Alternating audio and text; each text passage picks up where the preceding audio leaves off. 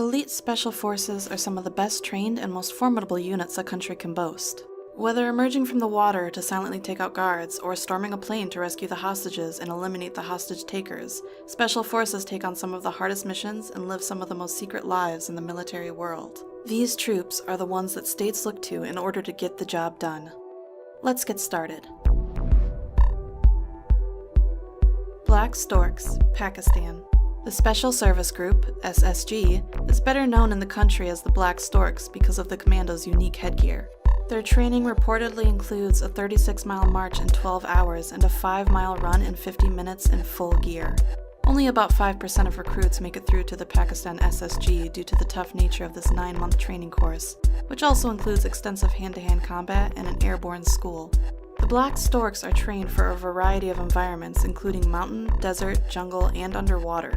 During the early Cold War, they trained and served alongside U.S. Special Forces, and more recently, the Storks have focused on local anti-terrorist operations, counterinsurgency, and intelligence collection. In October 2009, the commando stormed an office building and rescued 39 people taken hostage by suspected Taliban militants after an attack on the Army's headquarters. JTF-2, Canada. JFT-2 stands for Joint Task Force 2, and it's the jewel in the crown of Canada's Special Forces. They deployed to Vancouver in 2010, ready to intervene if terrorists took aim at the Winter Olympics. This group is trained to handle chemical, biological, radiological, and nuclear threats against the worst-case scenario, when a terror strike proves more than local police forces can handle. It's a unit that can be deployed against a wide spectrum of issues or crises, and it can be very low signature. Created in 1993, JTF-2 expanded to several hundred members following the 9/11 terrorist attacks, and has the most confirmed kills of terrorists in the world, having killed over 100 top-ranked Al-Qaeda members. Almost all of its operations are shrouded in secrecy, and in some cases were even unknown to the Canadian government. Alpha Group, Russia. Now, what about Spetsnaz? Well, to keep it simple, Spetsnaz is a general term for all Russian special forces. Within the Russian Special Forces, Alpha Group is as bad as they come.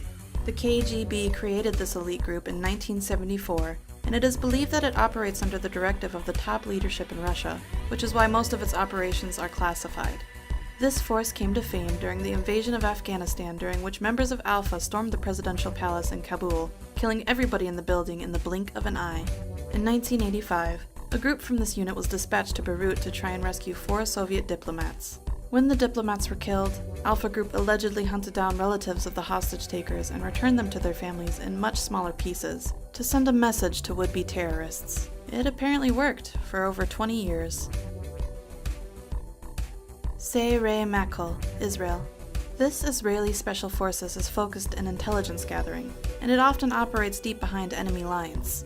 In 2003, Israeli taxi driver Eliyahu Giro was kidnapped after transporting 4 Palestinians to Jerusalem in his cab, but the Sayeret Matkal unit located and rescued him from a 3-foot pit in an abandoned factory in a suburb of Ramallah.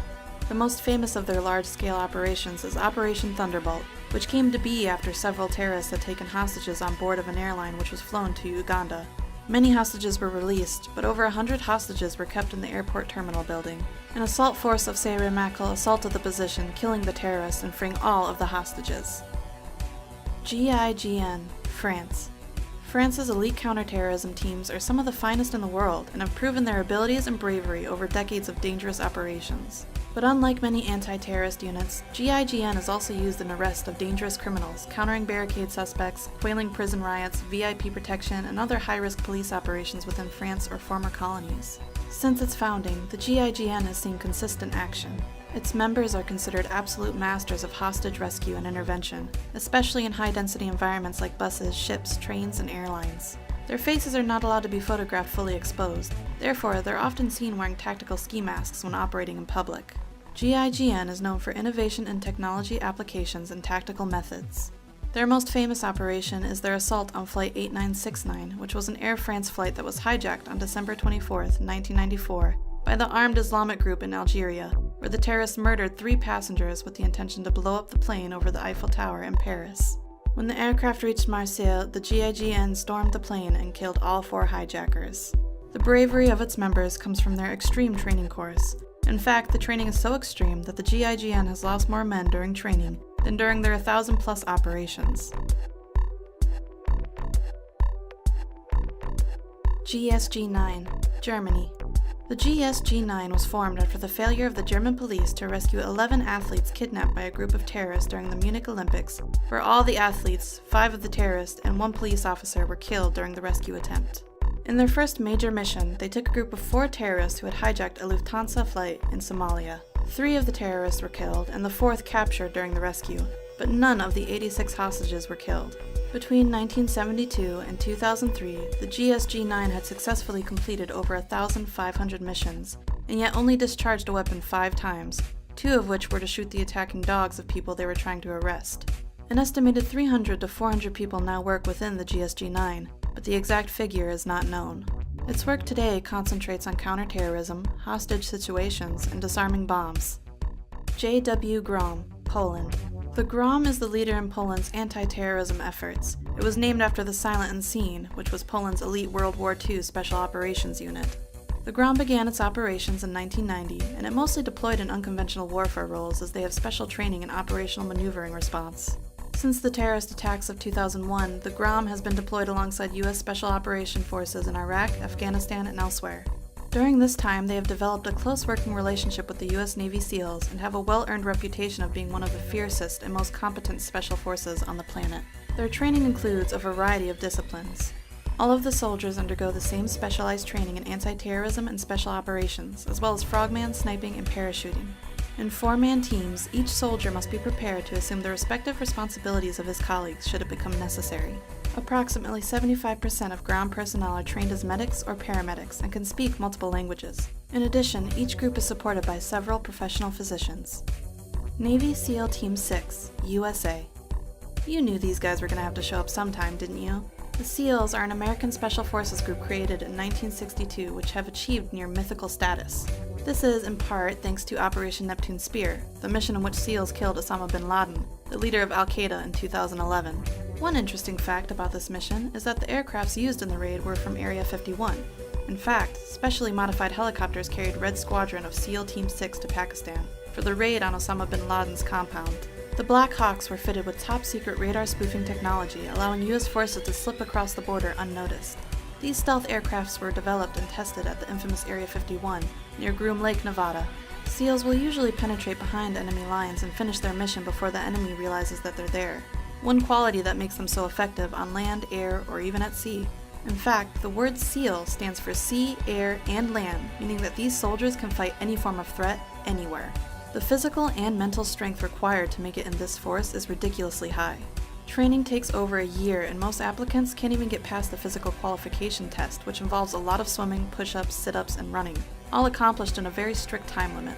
Get past that, and you enter general training. Past that, and you move on to SEAL qualification training, which then opens the door to specialized training. All of this ensures the SEAL members are physically and mentally as tough as nails and capable of undertaking the most difficult operations in the world, wherever that may be. SAS, UK. No other elite special force in Europe can claim to be better than the SAS. The British Special Air Service, known commonly as the SAS, was created in 1941 as a force which could operate behind German and Italian lines and support resistance movements against the occupation forces. The training that a recruit has to go through in order to become part of the SAS is extremely difficult, since in addition to the 40-mile march, the 2-mile swim, and the push-ups and pull-ups, you have to survive in the jungle to learn survival and navigational skills, after which you endure survival practice. The final test is a 36-hour interrogation session meant to break the candidate's will. Not convinced this is better than the SEALs?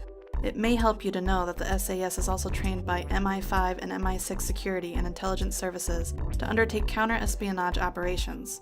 It's like having a SEAL and James Bond all rolled into one. Their insignia bears the phrase, "Who dares wins." Number 1. Delta Force, USA. Delta Force is a unit unto itself, composed of members from all branches of the military. The force is armed with cutting-edge weaponry, and its operations remain highly guarded secrets, but you can bet they're in the vanguard of any American-led operation. Its members are not called soldiers, but operators, and are said to shun the traditional philosophies of military life. They wear civilian clothes and they work for whomever needs them, for the Army, the FBI, and the CIA. It must be said, however, that neither the United States government nor the military officially acknowledges the existence of Delta Force. It's only in recent years that vague references by the government to the group's existence has been allowed to go uncensored. Since its inception in 1977, stories of the Delta Force's exploits and missions have leaked out little by little, eventually forming a brief sketch of the unit. However, the group has been criticized for undertaking missions that are on the fringe of regular laws governing the military. This causes some to worry that Delta Force has more power and less accountability than any military organization in a free democracy should. Delta Force is funded out of secret government accounts, away from the public eye, and is believed to answer only to the president, making it one of the most, if not the most, elite special unit in the world. Why one of the most when we ranked it as number 1, you might ask? Well, after all, the most elite special forces are the ones that are so secretive that no one knows about their existence. Thanks for watching. If you enjoyed the video, like and subscribe to stay up to date with our newest videos.